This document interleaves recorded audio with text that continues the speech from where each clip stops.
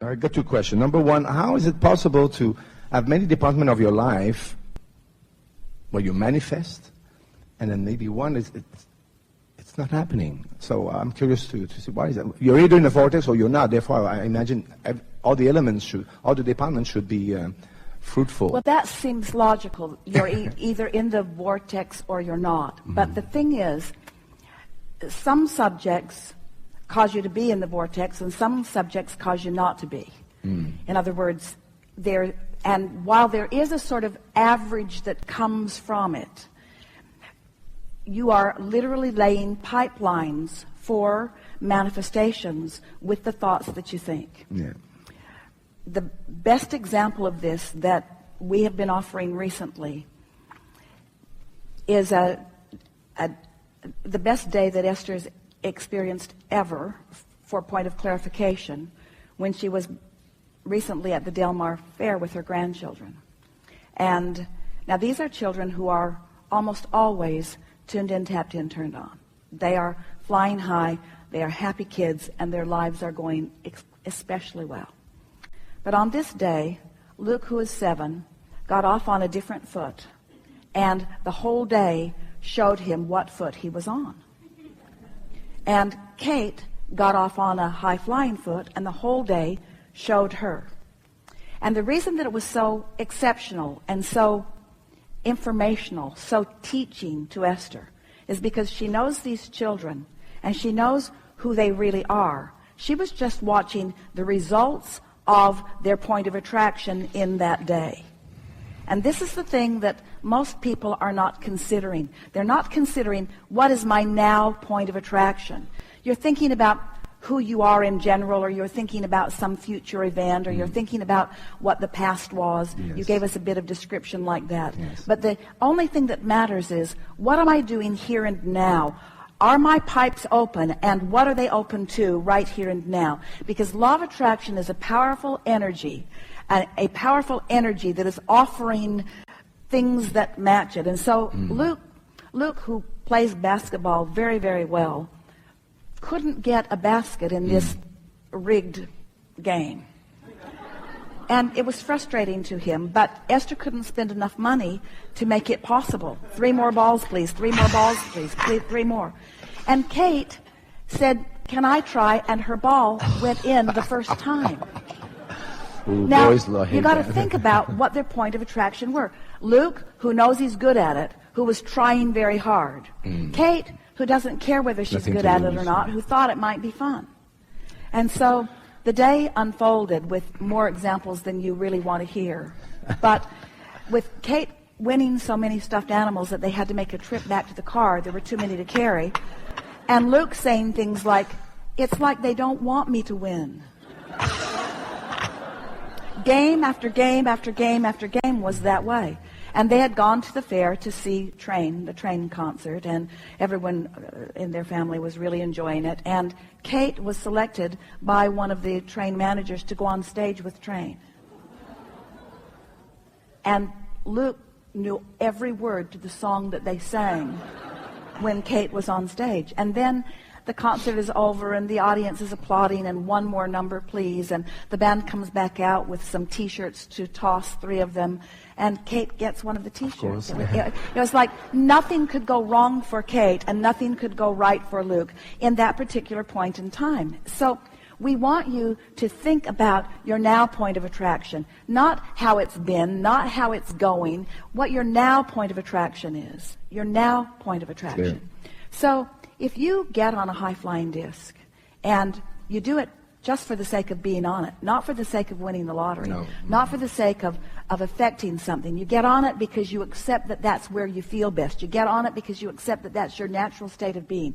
You get on it because that's who you are and that's how you want to feel. You get on it because you're good at getting on it. You get on it because now momentum helps you get on it. So you get on the high-flying disc, and then And then you follow your impulses. You follow your impulses about who you call. You follow your impulses about where you eat. You follow your impulses about what route you take when you're driving somewhere.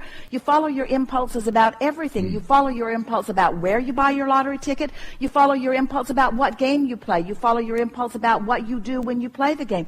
You follow your impulse because the source within you knows what you want and where you stand in relationship to it and the path of least resistance to get you there.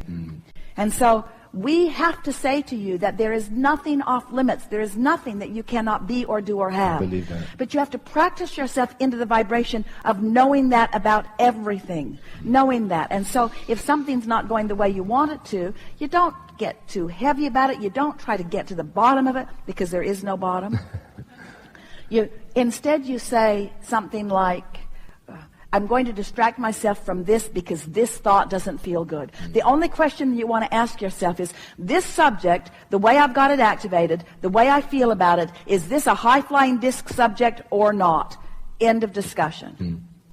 Can I feel good? Can I fly high on my high-flying disc if I'm thinking about that? So, and you have to sort of do it. It's like by trial and error that you do it. Yes. You practice it. You practice yourself into believing. You practice yourself into believing what you want to believe. Now that's troubling to some people because they want to be realists. And Esther said in the beginning to us on many occasions, Abraham, that's true. It's true, and therefore I believe I should give my attention to it. And we said there are a lot of things that are true that you want, and there are a lot of things that are true that you don't want. We would be more selective than just saying that it's true. So how do you make something true? How do you make yourself the winner of the lottery? How do you make yourself the winner of the award? How do you make yourself the happiest person you know? How do you make yourself that? By focusing and feeling and focusing and feeling. But it takes a handful of premises. You got to know it's a vibrational universe, do you? Yeah. You got to know that you're a vibrational being. Do you know that? Absolutely. You got to know what your emotions mean. Do you know what your emotions mean? Your emotions are telling you what your vibrational proximity is to the things you want and to who you really are. There isn't anything else to know. You have to know that you have the ability to focus. And then most of all, and this is the part that we've really been bringing home for you today, most of all, after you know that you have the ability to focus, you have to practice your ability to focus. You have to practice the focusing. And once you practice the focusing and then see the results, and practice the focusing and see the results, and practice the focusing and see the results, in time you come to understand it doesn't matter what the object of my attention is, the universe reacts the same way. When I line up with it, when I become a vibrational match to it, then the pipeline between me and it is open, and some way, somehow, through the path of least resistance and in the timing that is perfect, I'm going to rendezvous with whatever it is. That's just the way that it works, you see. No exceptions. You're not the exception, and what you want isn't the exception. Everything that you want comes to you through that, you see. Beautiful. So this will be easy for you because you've already discovered self-discipline. We just want you to apply your self-discipline to your thought rather than to your action, to your thought. We want you to care about the emotional manifestation results first and foremost and last and only and middle. We want how you feel to be what matters, how you feel to be what matters, how you feel to be what matters. So that this moment and this moment and this moment, Esther so wanted Luke to know that, but she knew this was not the teaching moment. She can't teach him about alignment when he's out of alignment. And if she tries, all it would do is make him effort more and dig a bigger pipeline to what he doesn't want. That was not the teaching moment, you see. And yet, that's what most of you are, when most of you try to teach yourself something, is when you're not feeling good. You're looking for the solution. Don't look for the solution. Look for the alignment. It will bring the solution. That's clear. This is what we've been talking about here today. We know that a lot of you have been listening to us for a while. Some of you for a long while. And a lot of you have been reading what we've been writing and applying the processes that we've been offering. And today, it really is like pushing a reset button, because today you understand things that you didn't understand so clearly before. And we think that you have accomplished, from your personal point of view, that you want to say, I have discovered a simplicity to it that I did not know before. A simplicity to how this all works that I did not really know before. That really has been our intention in these hours that we've been talking, is that we want you to feel the simplicity of it. It's such an easy thing to awaken, refreshed, and stay there for a while. It's such an easy thing to practice good feeling thoughts and acknowledge which thoughts feel good and which thoughts don't, and then becoming more discriminating. Such an easy thing. We don't see you at the buffet, at the restaurant, putting something nasty in your mouth and then just going back for it again and again and again. We see you discriminating on what kind of an experience that you're having with it. And so that's all that we're asking for you to do here, is be discriminating about how it feels. And what you're getting at is that your ability to discriminate becomes more and more refined and therefore more and more satisfying. When you're discriminating among faster moving energy, it is ultimately more satisfying than when you're discriminating among slower moving energy. But you can't jump from negative emotion to positive emotion. You can only jump to negative emotion to something that's less negative, to something that's less negative, to something that's less negative, unless you do it the first thing in the morning. This is the simplicity that we are bringing to you. In other words, there are hard ways of going about this, and there are easy ways of going about this. The easy way of going about this is to just accept that you are a worthy being. But you're not ready to do that because you've been practicing other thoughts that don't allow you to do that. So we're sort of showing you how to come in the back door of finding that feeling that feels good, and then just milking it for a little while until you're stable in that emotion, and then watch what comes from that. When we say you are the deliberate creator of your experience, you have often thought that what we mean by that is that you will sit and think powerful thoughts chronically, steadily, that you, in other words, you take your same action-oriented work ethic to thinking that you've been applying to action. But we're wanting you to understand that with thought, it's different. With thought, you're reaching for ease. With thought, you're reaching for the ease of thought. You're reaching for ease in thought. Because it's only when you are feeling ease in thought that you're actually vibrationally up to speed with the object of your desire. So, if you find yourself struggling or trying, what you want to do is stop and say, I'm efforting here.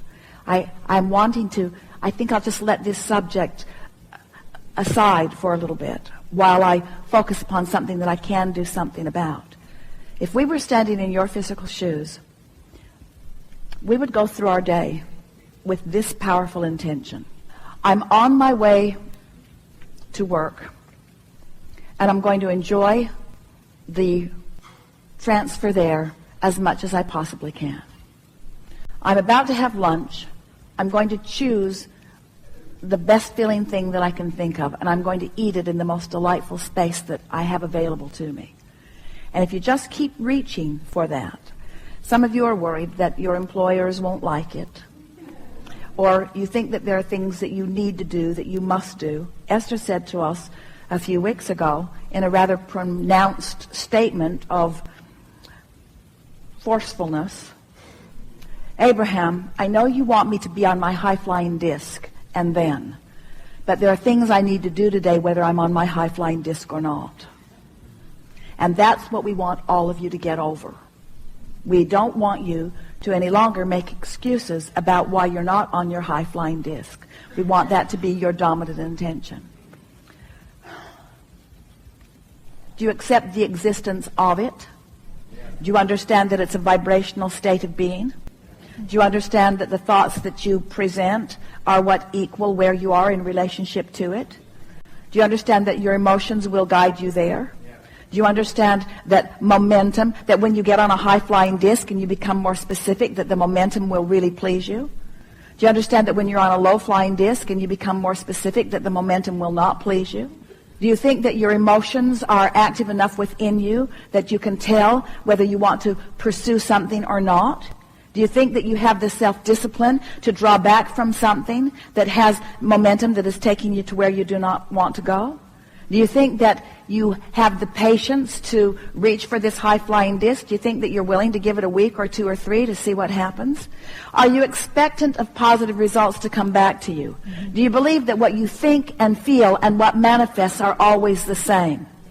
Are you looking forward to the revelations, the manifestations, the demonstrations of your improved thought?